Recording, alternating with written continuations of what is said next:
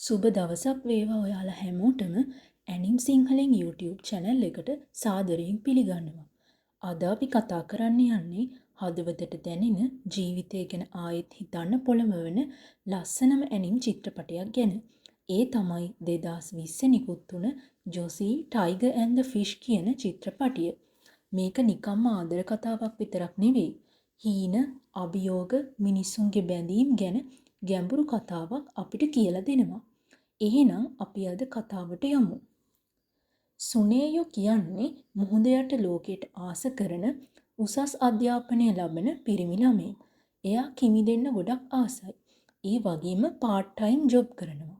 දවසක් රෑ සුනේයෝ පාර දිගේ යනකොට එයාට කවුරු හරි ගෑනු ළමෙක් උදව් ඉල්ලලා කෑ ගහනවා ඇහෙනවා. එයා දකිනවා පාර දිගේ රෝද පුටුවක් එක්ක ගෑනු ළමෙක් තල්ලු වෙලා එනවා. සුනේයෝ ඒ ගෑනු ළමයව බේරගන්න හදනකොට එයා සුනේයෝගේ ඇඟ උඩට වැටෙනවා. එතකොට ඒ ගෑනු ළමයාගේ ආච්චිත් එතනට එනවා. ආච්චි කියනවා එයාව කවුරු හරි රෝද පුටුවෙන් තල්ලු කරලා තියෙනවා කියලා. සුනේයෝ ගෑනු ළමයව බේරගත්ත එකට ආච්චි ස්තුති කරනවා. ඒත් මේ ගෑනු ළමයා සුනේයෝට එච්චර කැමති නෑ වගේ. එයා හිතන්නේ සුනේයෝ එයාව බේරගත්තේ වෙන අදහසකින් කියලා. සුනේයෝට පස්සේ තමයි දැනගන්න ලැබෙන්නේ එයාගේ නම ජොසී කියලා. ජොසීගේ ආච්චි සුනේයෝට එයාලගේ ගෙදර වැඩ කරන්න කැමතිද කියලා අහනවා. හැබැයි ජොසී කියන විදිහට තමයි වැඩ කරන්න ඕන කියලත් ජොසීව ගෙදරින් එළියට එක්කන් යන්න බැහැ කියලත් ආච්චි කියනවා. සුනේයෝ රැකියාව බාර ගන්නවා. ජොසී මුලදී සුනේයෝට හරිම අමාරු වැඩ දෙනවා. දවසක් සුනේයෝ යාළුවොත් එක්ක ඉන්නකොට කියනවා ජොසී එක්ක වැඩ කරන එක කොච්චර අමාරුද කියලා. ජොසී අහිංසකයි වගේ හිටියට කතා කරන්න ගත්තම ජෙලිෆිෂ් කෙනෙක් කොටනවා වගේ කියලත් එයා කියනවා. මේ අතරේ සුනේයෝට මෙක්සිකෝවේ ගිහින් ඉගෙන ගන්න අවස්ථාවක් ලැබෙනවා. ඒකට ගොඩක් සල්ලි ඕන නිසා එයා මහන්සි වෙලා වැඩ කරනවා. ජොසී හීනෙන් දකිනවා මේ ලෝකේ වතුර යට ලෝකයක් වගේ. එයා ඒකේ මාළුවෙක් වෙලා පීනනවා. පහුවදා ජොසී ආච්චිගෙන් අහනවා ආපහු ඇවිදින්න යන්න පුළුවන්ද කියලා. ඒත් ආච්චි කියනවා එදා වගේ ආපහු තල්ලු වුණොත් මොකද කරන්නේ? මේ ලෝකේ භයානක සත්තුන්ගෙන් පිරීලා තියෙන්නේ කියලා. දවසක් සුනේයෝ ජොසීගේ ගෙදරට ඇවිත් කියනවා එයා රැකියාවෙන් අයින් වෙනවා කියලා. කාමරෙන් සද්දයක් නැති නිසා එයා ඇතුළට යනවා. ඒත් ජොසී කාමරේ හිටියේ නැහැ. ජොසීගේ කාමරේ හරියට වතුර යට තියෙන ලෝකයක් වගේ ලස්සනට හදලා තිබුණා. එක පාරටම ජොසීගේ ආච්චි කෑ ගහන සද්දය ඇහිලා සුනේයෝ එළියට දුවනවා. ආච්චි කියනවා ජොසී කොහෙවත් නැහැ කියලා. සුනේයෝ ජොසීව හොයාගෙන යනකොට ජොසී දුම්රිය පාර ගාව ඉන්නව දකිනවා. එයා වහලා තියෙන දුම්රිය ගේට්ටුවෙන් ඇතුළට යන්න හදනවා. සුනේයෝ ඒක නවත්තනවා. ජොසී කියනවා එයාව මුහුදට එක්කන් යන්න කියලා. මුලදී අකමැති වුණත් ටික වෙලාවකින් සුනේයෝ ජොසීව මුහුදට එක්කන් යන්න කැමති වෙනවා. කෝච්චිය යන අතරේ ජොසී ජනෙලෙන් එහා පැත්තේ ගොඩක් ආසාවෙන් බලන් ඉන්නවා. ඒක දැකලා සුනේයෝ පුදුම වෙනවා. සුනේයෝ කියනවා එයා බලන් හිටියේ ජොසී ලෝකෙ දිහා බලන විදිහ කියලා. ජොසී එයාගේ චිත්‍රවල ඇඳලා තිබ්බ විදිහට සුනේයොත් මුහුද දිහා බලන්න කැමතියි කියලා සුනේයෝ කියනවා. ජොසී අන්තිමට මුහුදට යන්න තීරණය කරනවා. එයාලා කෝච්චියෙන් බැහැලා මුහුද ළඟට යනවා. ජොසී මුහුද දිහා බලලා කියනවා මට නම් මේක හීනයක් වගේ කියලා. ජොසීගේ රෝද පුටුව වැල්ලේ එරිලා එයා එකපාරටම බිම වැටෙනවා. එයා කියනවා මුහුදේ රස මොන වගේද කියන ප්‍රශ්නෙට එයාට උත්තරයක් ඕන වුණා කියලා. සුනේයෝ ජොසීව උස්සගෙන මුහුදට යනවා. මුහුදේ රැල්ල වදිනකොට ජොසීගේ මූණේ මුහුදු වතුර වදිනවා. එතකොට එයාට දැනෙනවා මුහුදේ රස ලුණු රසයි කියලා. මේ විදිහට ජොසී ගොඩක් වෙලා මුහුදේ සතුටු වෙනවා. ජොසීව ගෙදර එක්කගෙන ගියාට පස්සේ ජොසීගේ ආච්චි සුනේයෝට හොඳටම බනිනවා. ආච්චි ගියාට පස්සේ ජොසී අහනවා ඇයි ඔයා මාත් එක්ක මුහුදට ආවේ කියලා. එතකොට සුනේයෝ කියනවා මුහුදට ආස ඕනම කෙනෙක්ට මං කැමතියි කියලා. සුනේයෝ මුහුදේ කිමිදිලා තියෙනවා කියලත් එයා ජොසීට කියනවා. ඒක අහලා ජොසී ගොඩක් සතුටු වෙනවා. ඒ වගේම සුනේයෝ කියනවා ජොසී යන්න කැමති තවත් තැන් තියෙනවා නම් එයාට කියන්න කියලා. ආච්චි නිදි අතරේ ජොසී සුනේයොත් එක්ක ඇවිදින්න එළියට යනවා. සුනේයෝ ජොසීට අයිස්ක්‍රීම් අරන් දෙනවා. ඒක ජොසී ගොඩක් ආසාවෙන් කනව දැකලා සුනේයෝ අහනවා මේක ඔයා කන පළවෙනි වතාවද කියලා. එතකොට ජොසී කියනවා මං පිරිමි ළමයි එක්ක අයිස්ක්‍රීම් කාලා තියෙනවා. එකපාරක් මට බෝයිෆ්‍රෙන්ඩ්ලා 5 දිනක් හිටියා කියලා. සුනේයෝ ජොසීට ස්කේටිං බෝඩ් එකකුත් හදලා දෙනවා. ඒ වගේම ජොසී සුනේයොත් එක්ක මෙරිගොරවුන්ඩ් යනවා. එක එක જાතියේ කෑම කනවා, ෆිල්ම් බලනවා, ඇවිදින්න යනවා, මාළු බලන්න යනවා. සුනේයොත් මාළු ගැන දන්න දේවල් ජොසීට කියලා දෙනවා. දවසක් ජොසී සුනේයොත් එක්ක පුස්තකාලයට යනවා. එහෙ තියෙන පොත් ගොඩ දැකලා ජොසී පුදුම වෙනවා. එයා පොත් ගොඩක් ගන්නවා ගෙදර ගෙනියන්න. ජොසීට පුස්තකාලාධිපති කානචන් හම්බෙලා පුස්තකාල කාඩ් එකක් හදාගන්න වෙනවා. කානචන් ජොසීගේ වයසම ගෑනු ළමයෙක්. එයාලා දෙන්නම එක වගේ පොත් කියවන හින්දා එයාලා ඉක්මනින්ම යාළු වෙනවා. දවසක් සුනේයෝ ජොසීව එයා වැඩ කරන තැනට එක්කන් යනවා. එතනදී සුනේයෝගේ යාළුවෝ ජොසීට එයාලව හඳුන්වලා දෙනවා. ටික වෙලාවකින් ජොසී එකපාරටම කියනවා එයාට ගෙදර යන්න ඕන කියලා. සුනේයෝ ඇහුවම ඇයි ඒ දැම්ම යන්නේ අපි දැන් තමයි මෙහෙට ආවේ කියලා. එයා කියනවා මම මේ වගේ තැන්වලට කැමති නෑ කියලා. එයා තනියෙන්ම ගෙදර යනවා. ගෙදර ගියාට පස්සේ ආච්චිට කියනවා සුනේයෝට ආයෙ එන්න එපා කියන්න කියලා. දවසක් ජොසී පුස්තකාලයට ගියාම කානචන් අහනවා සුනේයෝ කෝ කියලා. එතකොට ජොසී කියනවා එයා හරිම මෝඩෙක් හරියට වැඩට එන්නෙත් නෑ ගෑනු ළමයි එක්ක කතා කර කර ඉන්නවා කියලා.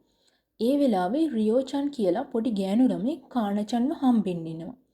එයා කානචන්ට කතන්දර පොතක් දීලා ඒක කියවන්න කියනවා. කානචන් ජොසීට කියනවා හැමදාම මේ වෙලාවට එයා පොඩි ළමයින්ට පොත් කියවනවා කියලා. කානචන්ට වැඩ තිබුණ නිසා ජොසීගෙන් අහනවා පොත කියවන්න පුළුවන්ද කියලා. ජොසී පොත කියවන්න පටන් ගත්තට පස්සේ එතනට තවත් පොඩි ළමයි ආපු නිසා ජොසී ටිකක් බය වෙනවා. හැබැයි පොත කියවලා ඉවර වෙනකොට රියෝචන් විතරයි ඉතුරු වෙලා හිටියේ. රියෝචන් දියකිඳුරුගේ මාලිගාව ගැන අහනකොට ජොසී එක වයිට් බෝඩ් එකක ඇඳලා පෙන්නනවා. ඒ වෙලාවේ කානචන් ඇවිත් ඔයාට චිත්‍ර අඳින්න පුළුවන්ද? ඒක ඇත්තම මාලිගාවක් වගේ කියලා කියනවා. ඒ වගේම එයා කියනවා ජොසීගේ හැකියාව අනිත් අය දකින්නේ නැති එක අපරාධ කියලා. එයා කියනවා ජොසීට තව චිත්‍ර ඇඳලා එකතුවක් හදලා ඒක ප්‍රදර්ශනයක් විදියට තියන්න කියලා. ඒත් ජොසී නම් ඒකට කැමති වෙන්නේ නැහැ. ඊළඟ දවසේ සුනේයෝ ජොසීව හම්බෙන්න එනවා. ජොසී එයාව ගෙදරින් එලවන්න හැදුවත් එයා දකිනම සුනේයෝ ළඟ එළියපත්තු වෙන මාළුවෙක්ගේ සිහිවටනයක් තියෙනවා. සුනේයෝ කියනවා ඒ මාළු වර්ගේ නම තමයි ක්ලේරියන් ඒන්ජල් කියලා. සුනේයෝ ඒ මාළුව ගැන විස්තර ජොසීට කියනවා. ඒ මාළු වර්ගේ රංචු පිටින් පීනනවා බලන්න සුනේයෝ ආසාවෙන් ඉන්නවා කියලා කියනවා. මේ වෙලාවේදී තමයි සුනේයෝ එයාගේ පවුලේ විස්තරත් ජොසීට කියන්නේ. සුනේයෝගේ අම්මයි තාත්තයි දික්කසාද වෙලයි ඉන්නේ. දවසක් එකපාරටම ජොසීගේ ආච්චි හෘදයාබාධයක් හැදිලා නැති වෙනවා. මලගෙදර වැඩ ඉවර වුණාට පස්සේ සුනේයෝ ජොසීව හම්බෙන්න ගිහින් අහනවා ඔයාට මොනවා හරි දෙයක් කියන්න තියෙනවා නම් කියන්න අපි ඊළඟට මොකද්ද කරන්න කියලා. ජොසී කියනවා ආච්චි එයා වෙනුවෙන් ඉතුරු කරපු සල්ලි වගේක් තියෙනවා. ඒ ටිකෙන් ටික දවසකට ජීවත් වෙන්න පුළුවන්. හැබැයි සුනේයෝගේ පඩි ගෙවන්න විදිහක් නැහැ කියලා. දවසක් ජොසීගේ ගෙදරට සුබ සාධනෙන් මිනිස්සු දෙන්නෙක් එනවා. එයාලා කියනවා එයාලා ආවේ ජොසීට උදව් කරන්න කියලා. එයාලා අහනවා ජොසී ඉස්සරහට කරන්න බලාපොරොත්තු වෙන්නේ මොකද්ද කියලා. එතකොට ජොසී කියනවා එයා චිත්‍ර ඇඳලා හම්බ කරන්න ඉන්නවා කියලා. එක්කෙනෙක් කියනවා ඒ වගේ හීනයක් තියෙන එක හොඳයි. ඒත් ඒක හීනයක් විතරයි යථාර්ථයක් නෙවෙයි. මෝඩ වෙන්නේ නැතුව ගිහින් වෙන වැඩක් බලා ගන්න කියලා. ඒකට ජොසීට තරහ ගිහින් කාමරයට ගිහිල්ලා දොර වහගන්නවා. දවසක් ජොසී පාර දිගේ රෝද පුටුවෙන් යනකොට එයා එකපාරටම වැටෙන්න යනවා. ඒත් ජොසීව බිම වැටෙන්න නොදී සුනේයෝගේ යාළුවෙක් වන මායි බේරගන්න. මායි ජොසීගෙන් අහනවා ඔයා මොකද මෙහෙ කරන්නේ? ඔයාට මොනවද ඕන කියලා. එතකොට මායි කියනවා කරුණා කරලා සුනේයව නිදහස් කරන්න. එයාට එයාගේ හීනෙට යන්න උදව් කරන්න කියලා. එයා පිටරටක ගිහිල්ලා ඉගෙන ගන්න හිතන් ඉන්නවා කියලත් මායි කියනවා. ඒක අහලා ජොසී ගොඩක් පුදුම වෙනවා. මොකද සුනේයෝ කවදාවත් එහෙම දෙයක් ගැන එයාට කියලා නැති නිසා. මායි කියනවා සුනේයෝ ඔයා ගැන බලන්නේ ඔයාට තියෙන අනුකම්පාව නිසා විතරයි කියලා. එදා සුනේයෝ ජොසීගේ ගෙදර යනවා. එතකොට ජොසී කාමරේ හිටියේ නෑ.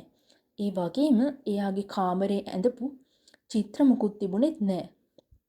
ඒ වෙලාවේ ජොසී එතනට ඇවිත් කියනවා මම මේ කාමරේ කෙනෙක්ට කියලා අස් කෙරුවා කියලා. සුනේයෝ අහනවා කාමරේ තිබ්බ චිත්‍ර ටිකකෝ කියලා. එතකොට ජොසී කියනවා එයා ඒව විසි කෙරුවා කියලා. ජොසී සුනේයෝට කියනවා එයාට ආයෙමත් මුහුදට යන්න ඕන කියලා. ඒ වගේම එයා කියනවා සුනේයෝ සේවකයෙක් විදිහට එයාට කරන අවසාන වැඩේ මේක වෙයි කියලා. ඊළඟ දවසේ ජොසී සුනේයොත් එක්ක මුහුද බලන්න යනවා. ජොසී මුහුද දිහා බලන අඬනවා. ඊට පස්සේ ජොසී එතනින් යන්න හදනවා. එතකොට සුනේයෝ කියනවා මේක මගේ අන්තිම වැඩේ කියලා නම් කියන්න එපා කියලා. ජොසී කියනවා එයා කාර්යාලයක රැකියාවක් හොයාගත්ත කියලා. එතකොට සුනේයෝ කියනවා ඒත් ඔයා කලාව අත්හරින්න එපා කියලා. ජොසී කියනවා ඒක ළඟා කරගන්න බැරි දෙයක්. ඒ වගේම එයාට දැන් එයා කැමති දේවල් ළඟා කරගන්න හිතෙන්නෙත් නැහැ කියලා. සුනේයෝ කියනවා එහෙනම් ඇයි ඔයා දුකෙන් ඉන්නේ ආදරය කරන දේවල් අතාරින්න එපා කියලා. ඊට පස්සේ ජොසී එතනින් යනවා. එකපාරටම ලොකු වැස්සක් පටන් ගන්නවා. මේ අතරේ ජොසී තනියම පාර මාරු වෙන්න යනවා. පාර මැදදී එකපාරටම එයාගේ රෝද පුටුව හිර වෙනවා. ඒ වෙලාවේ සුනේයෝ ජොසීව හොයමින් දුවගෙන එනවා. එයා මේක දකිනවා. ඊට පස්සේ එයා පාර මැදට පැනලා එයාව බේර ගන්න හදනවා. ඒ වෙලාවේ එතනින් ආපු වාහනයකට සුනේයව හැප්පෙනවා. ජොසීට සුනේයු ගාවට යන්න ඕන වුණත් එයා එකපාරටම රෝද පුටුවෙන් වැටෙනවා. එයාට මුකුත් කරගන්න හම්බෙන්නේ නැහැ. ටික වෙලාවකින් වාහනයක ආපු කෙනෙක් සුනේයව රෝහලට ඇතුළත් කරනවා. රෝහලේදී සුනේයුට සිහිය එනවා. ඒ වෙලාවේ සුනේයෝගේ යාළුවෙක් ළඟ ඉන්නවා. එයා සුනේයෝට කියනවා එයාට අනතුරක් වුණා ඊට පස්සේ රෝහලට අරගෙන ආවා කියලා. මේ වෙලාවේ සුනේයෝ රෝහලේ ඉන්න අයගෙන් අහනවා රෝද පුටුවේ හිටපු ගෑනු ළමයාට මොකද උනේ කියලා. එයාලා කියනවා එයාලා යාට ගෙදර යන්න කිව්වා ඒත් ඒ ගෑනු ළමයා ඔයාට සිහිය එනකන් ඉන්න ඕනේ කියලා ඉන්නවා කියලා. ජොසීට කරදරයක් උනේ නෑ කියලා දැනගත්තම සුනේයෝ සතුටු වෙනවා. ඊට පස්සේ සුනේයෝ වෛද්‍යවරයා හම්බෙන්න යනවා. වෛද්‍යවරයා කියනවා ඔයාගේ වාර්තාවල නම් ප්‍රශ්නයක් නැහැ. හැබැයි ඔයාගේ කකුලේ අස්ථි බිඳිලා කියලා. අපි ශල්‍ය කර්මයක් කරලා ප්ලේට් එකක් දාලා තියෙන්නේ. ඒකට ඔයාගේ බර දරා ගන්න මාස 2ක් විතර යයි කියලා කියනවා. ඒ වගේම ඔයාට වෙනද වගේ ඇවිදින්න දුවන්න අමාරු වෙයි කියලා. එයාගේ වම් අතේ තියෙන පැලුම නිසා කිහිලිකරුවන් ඇවිදින්න පුළුවන් වෙයිද කියලා දන්නේ නැහැ කියලා කියනවා. ජොසී සුනේයව බලන්න හොස්පිටල් එකට එනවා. ඊට පස්සේ ජොසී කියනවා එයාට සමා වෙන්න කියලා. ඒත් සුනේයෝ කියනවා ඒක එයාගේ වරදක් නෙවෙයි කියලා. එයාගේ තත්ත්වය නරක වුණත් එයාට ඇවිදින්න පුළුවන් වෙයිද කියලා සැකයි. ඒ වෙලාවේ සුනේයෝගේ මහාචාර්යතුමා එයාට කියනවා පිටරට ශිෂ්‍යත්වය නැති වෙන්න පුළුවන් කියලා. ඒත් සුනේයෝ කියනවා එයාට වැදගත් වෙන්නේ කිමි දෙන්න පුළුවන්ද කියන එක විතරයි කියලා. ඊළඟ දවසේ මායි සුනේයෝ බලන්න එනකොට සුනේයෝගේ ස්පාඥ ව්‍යාකරණ පොත ඩස්බින් එකේ තිබුණා. මොකද සුනේයෝ හිතන්නේ එයාට පිටරට ගිහින් ඉගෙන ගන්න බැරි වෙයි කියලා. මායි එයාගෙන් අහනවා එළියට යන්න ඕනද කියලා.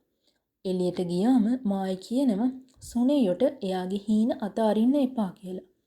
සුනේයෝ කියනවා එයාට ඕන කරන දෙයකට ලං වෙන එක කොච්චර බය හිතෙන දෙයක්ද කියලා. ඒ වෙලාවේ මායි සුනේයෝට ආදරය කරනවා කියලා කිව්වත් එයා ආපහු සුනේයව එක්කගෙන යනවා. මායි ජොසීගේ ගෙදරට ගිහින් දොරට තට්ටු කරලා ජොසීට කතා කරනවා. මායි ජොසීට කියනවා සුනේයෝ පිටරට යන්න හිත අතාරින්න ඉන්නේ දැන් මම එයා මගේ කරගන්නවා කියලා. මායි කියනවා සුනේයෝ ගැන එයා ගොඩක් දන්නවා කියලා. ඒකට ජොසී දොර ඇරලා කියනවා මගේ සේවකයා කවදාවත් මාළු ගැන අමතක කරලා එයාගේ හීන අතාරින්නේ නෑ. මට සුනේයෝ ගැන තියෙන හැඟීම මායිට පරද්දන්න බෑ කියලා. ඒකට මායි තරහ ගිහිල්ලා යනවා. ඊළඟ දවසේ ජොසී පුස්තකාලයට ගිහින් චිත්‍ර අඳිනවා. කානා-චන් ඒ චිත්‍ර ගැන එයාගේ අදහස් කියනවා. ජොසී ගෙදර ඇවිත් චිත්‍රයක් අඳින ගමන් හිතනවා සුනේයෝගෙන් නිදහස් වෙන එක හැර වෙන කිසිම දෙයක් ප්‍රාර්ථනා කරන්නේ නෑ කියලා. ඊළඟ දවසේ සුනේයෝගේ යාළුවා ලියුමක් අරගෙන එනවා. සුනේයෝ ඒක බලලා කියනවා එයා හොඳ මූඩ් එකක නෙවෙයි ඉන්නේ කියලා. යාළුවා කියනවා සතුටින් ඉන්න කියලා එයත් එක්ක පුස්තකාලයට යන්න එන්න කියලා. ජොසී පොඩි ළමයින්ට කතන්දර පොතක් කියවමින් තමා හිටියේ ඒ වෙලාවේ. ඒක දියකිඳුරයක් සහ හීනයට යන කුමාරයෙක් ගැන කතාවක්. සුනේයෝට හිතුණා ඒක එයාලගේ කතාව වගේ කියලා. ජොසී කතාව කියලා ඉවර වුණාම සුනේයෝ ඇතුළු හැමෝම අප්පුඩි ගැහුවා. සුව වෙන ප්‍රතිකාරවලදී ටිකෙන් ටික ඇවිදින්න උත්සාහ කරන දිහා ජොසී බලාගෙන හිටියා. ජොසී සුනේයෝ හම්බෙන්න ගියපු වෙලේ සුනේයෝ එයාට කියනවා එයා හොස්පිටල් එකෙන් යන්නයි හදන්නේ කියලා. ඒක අහලා ජොසී සතුටු වෙනවා. ඒ වගේම සුනේයෝ කියනවා එයා ශිෂ්‍යත්වයකින් ඉගෙන ගන්න මෙක්සිකෝවට යනවා කියලා. සුනේයෝ ජොසීගෙන් අහනවා මෙක්සිකෝවට යන දවසට එයාව ගන්න එන්න පුළුවන්ද කියලා. සුනේයෝ මෙක්සිකෝවට යන දවස උදා වුණා. එයා එයාපෝට් එකේ ඉඳන් ජොසීට කෝල් ගත්තත් එයා ආස කරේ නෑ. ඊට පස්සේ එයා ජොසීව හොයාගෙන එයාගේ ගෙදරට යනවා. ඒත් ජොසී ගෙදර හිටියෙත් නෑ. ඊළඟට සුනේයෝ පුස්තකාලයට ගිහින් කානා-චන්ගෙන් අහනවා ජොසීව දැක්කද කියලා. එයා කියනවා දැක්කේ නෑ කියලා. ඊට පස්සේ සුනේයෝ එයාගේ යාළුවන්ටත් කියනවා ජොසී නෑ කියලා. ඊළඟට එයාලා හැමෝම ජොසීව හොයන්න යනවා. සුනේයෝ දුම්රිය ස්ථානයෙන් ඇහුවම කියනවා රෝදපුටුවකින් ආපු ගෑනු ළමෙක් කෝච්චියට නැග්ගා කියලා. ඊළඟට අපිට පෙන්නනවා ජොසී සත්තුවත් ඉන්න කොටියා දිහා බලාගෙන ඉන්නවා. ටික වෙලාවකින් සුනේයෝ එතනට එනවා. ඒත් එතකොට ජොසී එතන නැහැ. ඒ වෙලාවේ සුනේයෝ දකිනවා හිමවල ජොසීගේ රෝදපුටුව ගියපු පාර ඇඳිලා තියෙනවා. එයා ඒ පාර දිගේ ජොසීව හොයාගෙන යනවා. සුනේයෝ දිගටම යනකොට එයා ජොසීව ඈතින් දකිනවා. එයා ජොසීට කතා කරත් ජොසී එකපාරක් හැරිලා බලලා නවතින්නේ නැතුව දිගටම යනවා. එකපාරටම ජොසීගේ රෝදපුටුව ජොසී එක්කම හිම දිගේ තල්ලු වෙලා යනවා. හරියටම සුනේයෝට ජොසීව හම්බුන පළවෙනි දවසේ සිද්ධ වුණා වගේ. ඒ වෙලාවෙත් කලින් දවසේ වගේම සුනේයෝ ජොසීව බේරගන්නවා. එයාගෙන් අහනවා ඔයා ඇයි මෙතන ඉන්නේ? ඔයාට හොඳ වුණා විතරයිනේ කියලා. එතකොට සුනේයෝ කියනවා ඔයා නෑ කියලා දැනගත්තම මට දැනුනේ මම දුවනම වගේ කියලා. ඒ වෙලාවේ ජොසී කියනවා එයා චිත්‍රකතා අඳින්න තීරණය කළා කියලා. වෙනදා සුනේයෝ එයාව ඉදිරියට තල්ලු කරත් මේ පාර එයා තනියෙන් නැගිටින්න උත්සාහ කරනවා කියලා කියනවා. එතකොට සුනේයෝ කියනවා එයා ඒ දේ කරේ ඔයා වෙනුවෙන් නෙමෙයි මට ඔයාගේ සේවකයා වෙන්න ඕන කියලා. අන්තිමට සුනේයෝ ජොසීට එයාගේ ආදරය ප්‍රකාශ කරනවා. ඒ වගේම ජොසීත් සුනේයෝට එයාගේ ආදරය ප්‍රකාශ කරනවා. ඔන්න ඔය විදිහට තමයි Josee tiger and the fish anime movie එක අවසන් වෙන්නේ. එහෙනම් ලබන සතියේත් මේ වගේ ඇනිම් මූවි එකක් එක්ක අපි හම්බෙමු. මේ වගේ තවත් ඇනිම් රිවිව්ස් සිංහලෙන් බලන්න අපිව සබ්ස්ක්‍රයිබ් කරලා තියාගන්න. ඒ වගේම ඔයාලට රිවිව්ස් ඕන තවත් ඇනිම් මූවි තියෙනවා නම් පහළ කමෙන්ට් සෙක්ෂන් එකෙන් කමෙන්ට් එකක් දාන්න.